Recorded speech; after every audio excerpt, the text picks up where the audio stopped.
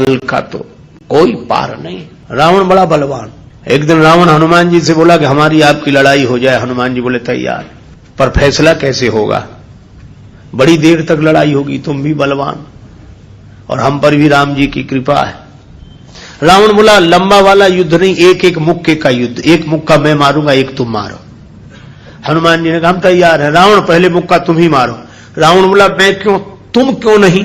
हनुमान जी बोले इसलिए कहीं हमने पहले मुक्का मार दिया तो पता नहीं तुम्हारी वारी आती भी है कि नहीं, तुम्हारी मन की मन में ही रह जाएगी, इसलिए पहले तुम ही। रावण ने पूरी शक्ति से मुक्के का प्रहार किया, पर तुलसीदास जी कहते हैं जान उठे कि कभी भूमि न गिरा। हनुमान जी घुटने के बल वीरासन में बैठे रहे, कुछ नहीं बिगड़ा। और रावण अपनी 20 आंखें बार बार बंद करे फिर खोले फिर। हनुमान जी ने कहा कि आश्चर्य मत करो, हम स्वस्थ हैं, पर अब तुम तैयार हो जाओ। रावण बोला तैयार ही हैं और कर भी क्या सकते हैं। हनुमान जी ने पूरी शक्ति से हाथ ऊपर उठाया मुक्के के रूप में। घबरा गए ब्रह्मा जी, शंकर जी। ब्रह्मा जी बोले रोको, कहीं मुक्का गिर गया और रावण मर गया तो राम जी का तो पूरा प्रोग्राम ही फेल हो जाएगा। उनकी रामायण पूरी होने दो, तुलसीदास जी की और लीला राम जी की पूरी होने दो। अब हनुमान जी हाथ नीचे करें, आवे ने ऊपर देखा तो ब्रह्मा जी हाथ जोड़े थे कि दया करो। हनुमान जी बोले तो थोड़ा सा स्वाद तो चखा देना चाहिए। तुलसीदास जी कहते हैं कि रावण साधारण वीर नहीं है, जो 10 शीश मही धरे ईश को 20 भुजा खुली खेल ने हारो। और उस पर जब हनुमान जी ने प्रहार किया तो सो हनुमान हन्यो मुठिका, तो रावण को ऐसे लगा कि गिरिगो गिरिराज जो गाज को मारे हो, जैसे गिरिराज हिमालय पर वज्रापात हुआ हो। रावण धरती पर गिर गया, मूर्छित रहा बड़ी देर तक। बड़ी देर में आंख खुली तो बोला बड़े बलवान हो। हनुमान जी बोले बल तो इन्होंने देखने नहीं दिया, ब्रह्मा जी और शंकर जी ने। बल तो तब होता जब तुम बताने के लिए बचते ही नहीं। गोस्वामी जी लिखते हैं कपिबल विपुल सराहन लागा। हनुमान जी के बल की सराहना रावण करता है और किसी की नहीं करता। तुलसीदास जी उसी बात को कहते हैं रामदूत अतुलित बलधामा। परिचय रामदूत के रूप में और महिमा अतुलित बलधाम के रूप में।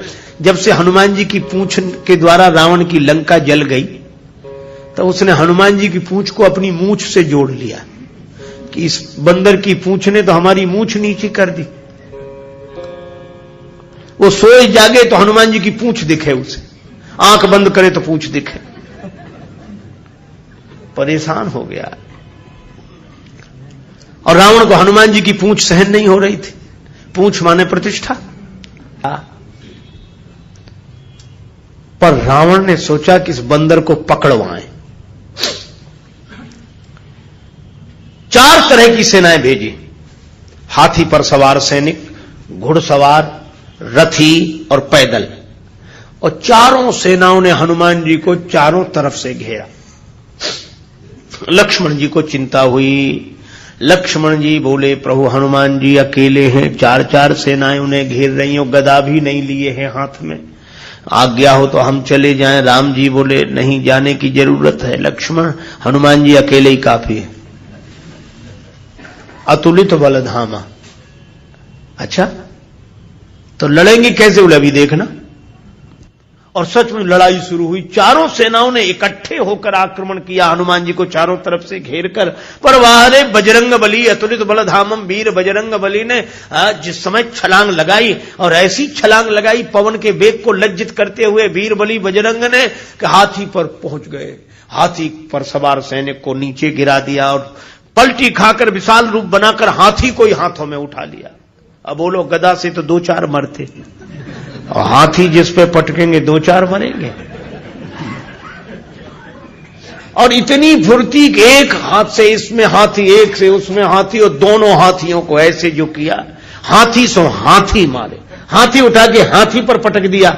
और इतने में घुड़सवार लोग आए तो घोड़ा उठाकर घोड़े पर और रथ उठाकर रथ पर।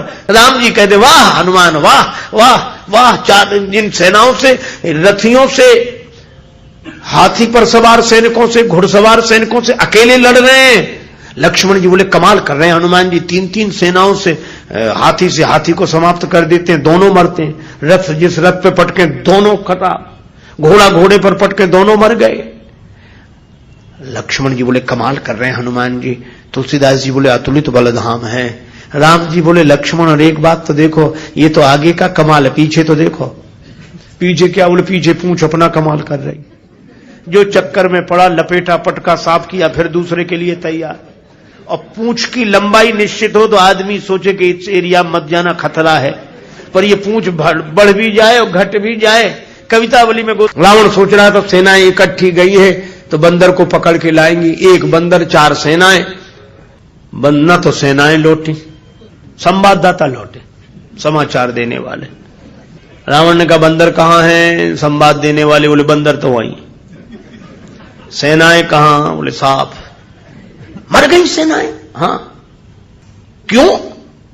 कहा कि महाराज उस बंदर के सामने टिकना मुश्किल है, जो सामने गए टिके ही नहीं, जाते ही साफ हो गए। रावण बोला वो ना समझ थे जो सामने गए, सामने अगर नहीं टिक रहे थे तो पीछे से वार करते, चोर हमला करते, पीछे से पकड़ते। संवाददाता बोले नाराज मत होना, आगे वाले तो कुछ देर टिके भी, पीछे वाले तो उतनी देर भी नहीं टिके। कहा पीछे क्या गड़बड़ी होती थी? बोले पूंछ में लपेट कर। रावण बोला चुप, फिर वही पूंछ, मेरे सामने पूंछ का नाम मत लो। संवाददाता बोले नहीं ले रहे। रावण ने सोचा कि इस बार हम भेजेंगे, अमर सेना भेजेंगे। कवितावली में वर्णन है मरने वाली सेना नहीं, अमर सेना, मरेगी नहीं। राम जी के दल में गुप्तचरों से समाचार पहुंचा कि अमर सेना आ रही है। विभीषण जी बड़े चिंतित हुए, राम जी चिंतित हुए, अमर हैं तो मरेंगे नहीं। और राम जी बोले हमारी प्रतिज्ञा कैसे पूरी होगी? निश्चरहीन करऊं मही, और ये है अमर। हनुमान जी को पता लगा। हनुमान जी बोले प्रभु चिंता मत करो, दास को आज्ञा दो, कल एक नहीं बचेगा। तो बोले अमर हैं, उन्हें मारोगे कैसे? वे अमर हैं। हनुमान जी बोले हम भी अमर हैं।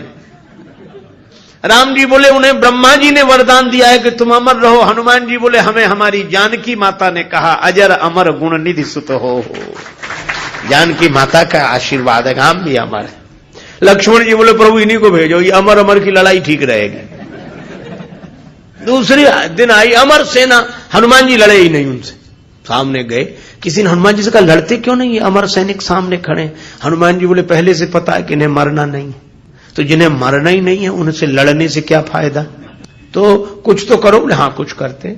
और हनुमान जी ने क्या किया? कवितावली में वर्णन है। हनुमान जी के दाव में पड़े, हनुमान जी ने बड़ी लंबी पूंछ बढ़ाई पूंछ और सबको इकट्ठे ही लपेटा, लूम लपेट, और पूंछ में लपेट कर आकाश निहारी के अमर थे, बड़े घबरा गए।